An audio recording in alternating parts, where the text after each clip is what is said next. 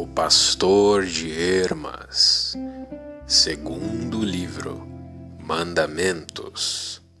O 8º mandamento: devemos evitar o mal e praticar o bem. Eu lhe disse, prosseguiu ele, que as criaturas de Deus são de 2 tipos, pois a restrição também é dupla, porque em alguns casos a restrição tem de ser exercida, em outros não há necessidade de restrição. Faça-me saber, meu senhor, disse eu, em quais casos a restrição tem de ser exercida e em quais se dá o contrário.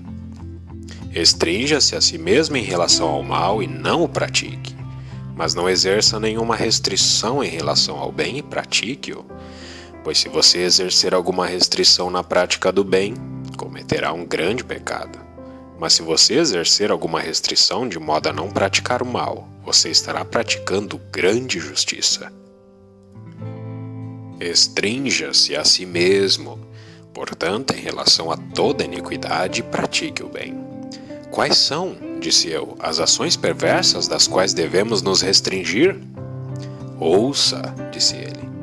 Restrinja-se do adultério e da fornicação, dos deleites ilegais, da perversa lascívia, do abuso de muitas espécies de comida e das extravagâncias da riqueza, da ostentação, da arrogância, da insolência, das mentiras, da maledicência, da hipocrisia, do ressentimento e de toda a calúnia. Essas são as piores ações na vida dos homens. De todas essas ações, portanto, o servo de Deus deve restringir-se, pois quem não se restringir delas não pode viver para Deus. Ouça então quais são as outras ações que as acompanham. Meu senhor, existem, disse eu, outras ações perversas?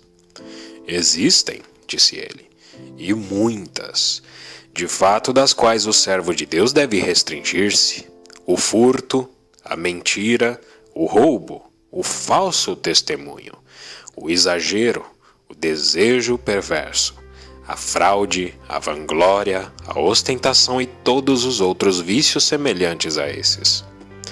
O Senhor não acha que esses são realmente perversos? São perversos ao extremo nos servos de Deus. De todos eles, o servo de Deus deve restringir-se. Restrinja-se, então, de todos eles, para que você possa viver para Deus, e você estará na lista dos que se restringem em relação a essas coisas. Essas são, portanto, as coisas das quais você deve se restringir.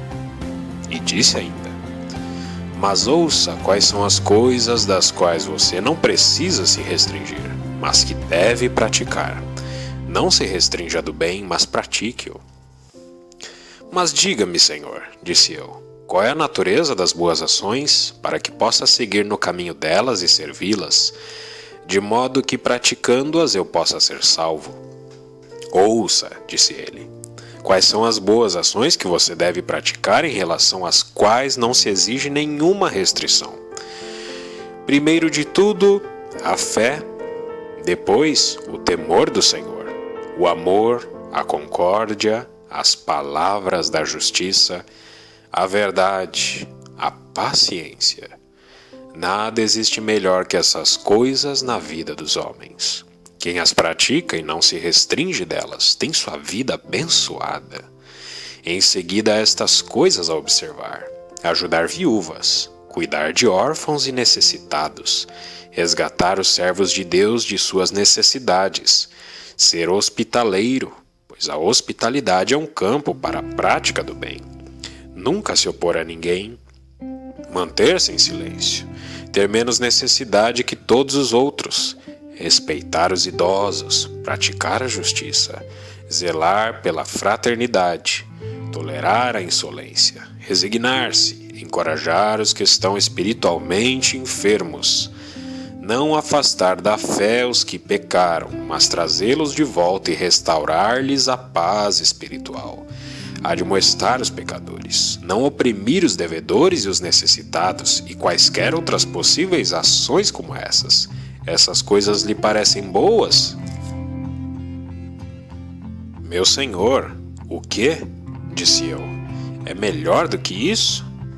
Trilhe o caminho delas, disse ele, e delas não se restrinja, e você viverá para Deus.